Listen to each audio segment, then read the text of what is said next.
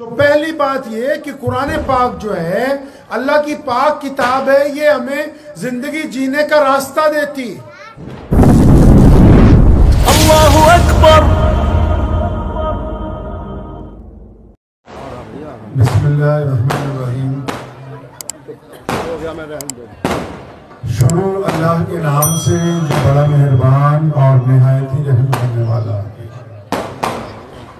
तमाम साथी दुरूद शरीफ पढ़ लें भाई। अल्लाहुम्मा सल्ली अला मुहम्मद व अला आलि मुहम्मद कमा सल्लैता अला इब्राहीम व अला आलि इब्राहीम इन्नका हमीदुम मजीद। अल्लाहुम्मा बारिक अला मुहम्मद व अला आलि मुहम्मद कमा बारकता अला इब्राहीम व अला आलि इब्राहीम इन्नका हमीदुम मजीद। क्या नाम है मस्जिद का? आज बड़ी खुशी का मौका है कि मस्जिद हजरत फातिमा रज़ी अल्लाह तआला अन्हा में बेटे और बेटियों ने कुरान पाक की तालीम जो है वो मुकम्मल की, क्योंकि आज की ये जो बाबरकत मजलिस है ये मुनाकिद ही कुरान पाक बच्चों के मुकम्मल करने पर की गई है। तो जरूरी समझते हैं कि कुछ बातें कुरान पाक के मुतालिक वो हो जाए। एक बात सब लोग समझ लें कि दुनिया में जो भी कलाम किया जाता है, बात की जाती है, बड़े बड़े मुकर्रिर होते हैं, खतीब होते हैं, प्रोफेसर होते हैं, बड़े बड़े लेक्चरार होते हैं। सबसे अच्छी बात कौन कर सकता है दुनिया में? अंदाजे गुफ्तगू सबसे बेहतर किसका है? लफ्ज सबसे अच्छे किसके पास हैं? कौन है ऐसा जो ऐसे अंदाज में बात करे कि जिससे राज जो है वो खुल जाए, जिससे अकल हैरान रह जाए, जिससे नफरत मोहब्बत में तब्दील हो जाए, जिससे लोग नीची सतह से ऊपर आ जाएं।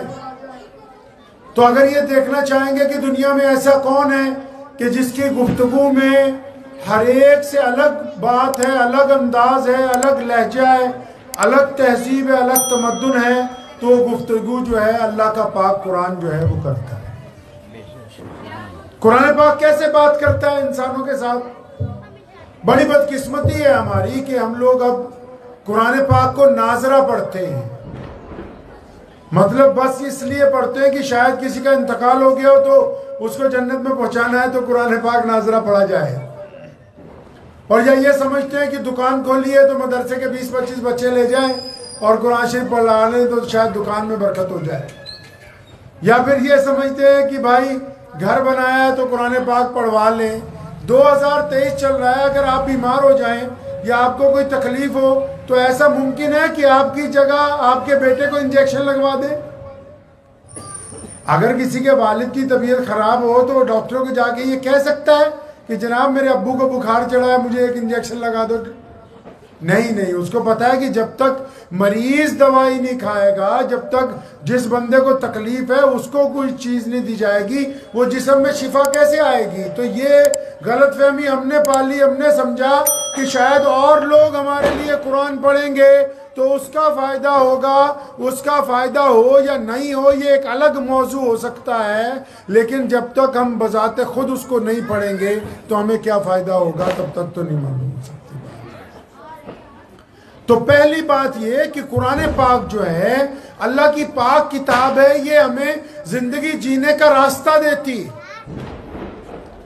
हमें वो राज बताती है जिससे आप खुशगवार जिंदगी गुजार सकते हैं। हमें ऐसी बातें बताती हैं जिससे आप अच्छा कारोबार कर सकते हैं, अच्छी सामाजिक व्यवस्था बना सकते हैं, अच्छे मियाँ बीवी बन के रह सकते हैं, अच्छी दौलत कमा सकते हैं, अल्लाह को अपना दोस्त बना सकते हैं। हम समझे कि बस शायद कुरान पाक जो है वो सिर्फ घर पे बच्चों को बुला के अगर मैं थोड़ी सी ये बात करूं तो शायद बहुत सारे लोग मुत्तफिक भी होंगे। जब हम भी छोटे थे, जब बच्चे कुरान पढ़ने जाते ना मदरसे के, अब बच्चे तो बच्चे ही होते हैं, वो असी देखते पता नहीं मुर्गा तैयार है कि नहीं तैयार, जिन्ने के पेज होंगे पानी के। तो हम ये समझे कि शायद पैसे दे के हमारा मामला हल हो जाएगा। भाई अगर पैसे दे के इज्जत मिलती, पैसे दे के हुकूमत बनती, पैसे दे के कोई वली अल्लाह बनता, तो जिन लोगों के पास अरबों रुपए हैं वो तो कभी कुर्सी छोड़ते ही नहीं हुकूमत की। जो बड़े बड़े करोड़पति मुसलमान हैं वो तो वली अल्लाह बन जाते। जो बड़े बड़े खूबसूरत हैं वो तो वक्त के मुजद्दिद कहलाने लगते। जिनके पास बहुत ज्यादा पैसा है वो तो समझते कि बस हमारे अलावा और कोई इज्जतदार हो ही नहीं सकता। लेकिन पता ये लगा कि पैसा, खूबसूरती, धन दौलत, जायदाद, ये चीजें आपको इज्जत नहीं दिलवा सकती हैं।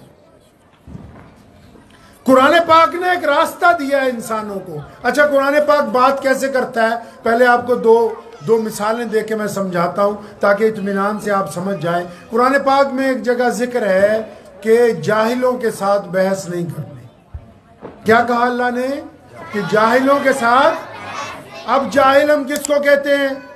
हम जाहिल समझते हैं जो पढ़ा लिखा नहीं है। हम जाहिल उसको समझते हैं जिसके कपड़े अच्छे नहीं। हम समझते हैं जाहिल बेकार आदमी वो है जिसको बोलने की तमीज नहीं है। हम ये समझते हैं जिसके कपड़े गंदे हैं, हाथ नहीं धोता, बात करने का लहजा ठीक नहीं, जिसको लफ्ज नहीं आते, हम कहते यार ये उजड़ है, जाहिल है, ये है, वो है, 200 बातें। गरीब है जी, ऐसा करता है, वैसा करता है, हम उसे जाहिल समझते हैं। और कुरान पाक से जब पूछे अल्लाह ताला से, या अल्लाह आपने कहा है कि जाहिलों से बहस नहीं करनी, तो हम तो किसी अनपढ़ से बहस ही नहीं करते, जो पढ़ा लिखा नहीं है उससे बहस ही नहीं करते, जिसको बोलने के लफ्ज नहीं आते। और कुरान पाक ने फिर इसकी तशरीह बयान की और फरमाया जिनको तुम जाहिल कहते हो अल्लाह के नजदीक ये जाहिल नहीं है। पूछा या अल्लाह जाहिल कौन है? अल्लाह ने फरमाया अच्छे सूटेड बूटेड लोग जिन्होंने कपड़े खूबसूरत पहने, जिनका चेहरा बढ़िया नजर आ रहा है, जो बढ़िया लिबास पहन के, और जिन्होंने डिग्रियां ले रखी हैं कि मैं इंजीनियर हूं, डॉक्टर हूं, मैं मुफ्ती हूं, मैं आलिम हूं, मैं जज हूं, मैं ये हूं। फरमाया वो लोग जो दुनिया में डिग्रियां लिए फिर रहे हैं इल्म की। अच्छा या अल्लाह हम तो समझे जाहिल वो है कि जिसको कुछ आता जाता नहीं, आप कहते हैं जाहिल वो है जिसको सब कुछ आता जाता है। फिर ये जाहिल कैसे है? कुरान पाक ने तशरीह की उसकी, फरमाया जाहिल वो नहीं है जो गरीब है, जो बदतमीज है, जिसको बोलना नहीं आता। फरमाया जाहिल वो है जो सब कुछ जानता है, सब कुछ समझता है, अच्छा बोलता है, लेकिन पंचायत में अपनी गलत बात मनवाने के लिए अड़ जाता है, ये जाहिल है। अब फर्क है कि नहीं हमारे जाहिल समझने में और अल्लाह के जाहिल समझने में? कुरान जब बात करता है तो जमीन और आसमान के कुलावे तब्दील हो जाते हैं जब अल्लाह ताला बंदे से बात करते हैं। कुरान पाक में अल्लाह ताला ने एक जगह जिक्र किया और फरमाया जब कोई तुम्हें खबर देने आए ना, जैसे आपके पास कोई आ गया कि जी वो फला बरादरी वाला तो तुम्हारे खिलाफ है, फला तुम्हारा भाई तुम्हारे खिलाफ है, फला तुम्हारा चचा तुम्हारे खिलाफ है, फला तुम्हारा पार्टनर तुम्हारे खिलाफ है। कुरान पाक ने कहा कि जब कोई तुम्हें ये खबर देने आए कि फला तुम पर हमला करने वाले हैं, फरमाया दौड़ के जाके लड़ने ना लगना। अच्छा या अल्लाह इसने तो आके बता दिया कि जंग तैयार है, वो हम पे हमला करने वाला है। फरमाया नहीं नहीं, पहले बात सुन के जो खबर देने वाला है, जो मैसेज पहुंचाने वाला बंदा है, पहले उसको देखना क्या ये बंदा ठीक है। तुम्हारे पास तो कोई शराबी आके बोले कि तुम्हारा भाई बदमाश है, तुम कहते हो हाँ बदमाश है। कोई डाकू आके कहता है तुम्हारा भाई बदमाश है, कहते हो हाँ बदमाश है। कोई सूदखोर आके कहता है कि तुम्हारा भाई बदमाश है, हाँ बदमाश है।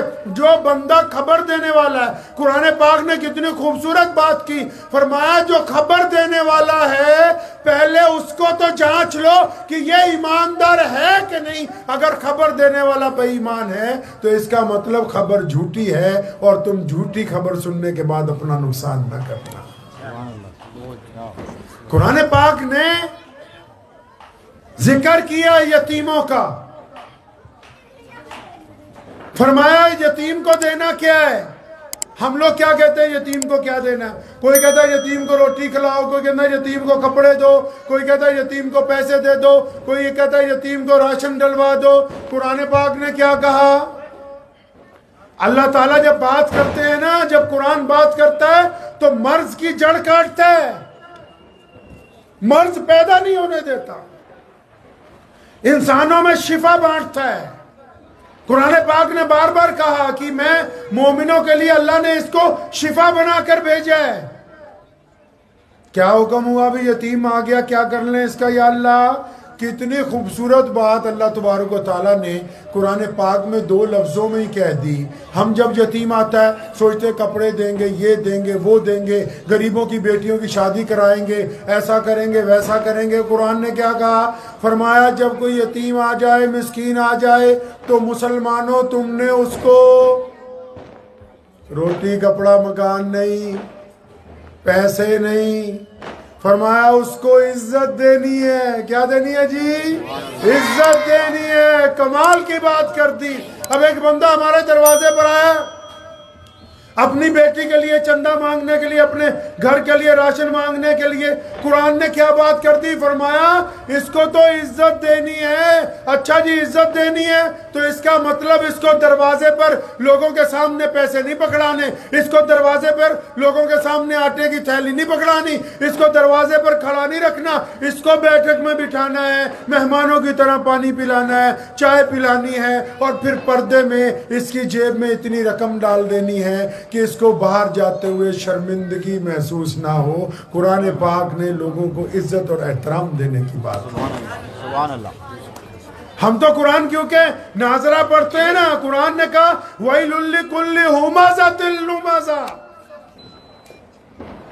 फरमाया कि वो लोग तो तबाही की तरफ जा रहे हैं। या अल्लाह कौन तबाही की तरफ जा रहे हैं? फरमाया उनको तो हमने अजाब देना है। या अल्लाह किनको अजाब देना है? हम तो समझे कि बस मुसलमान ही जन्नत में जाएंगे, मुसलमानों ने पूरी दुनिया का ईमान का ठेका ले रखा है। कुरान ने कहा नहीं नहीं, ये जो ईमान वाले भी बने फिरते हैं ना, इल्ला तनफिरु युअज़्ज़िबकुम अज़ाबन अलीमा व यस्तब्दिल कौमन गैरकुम।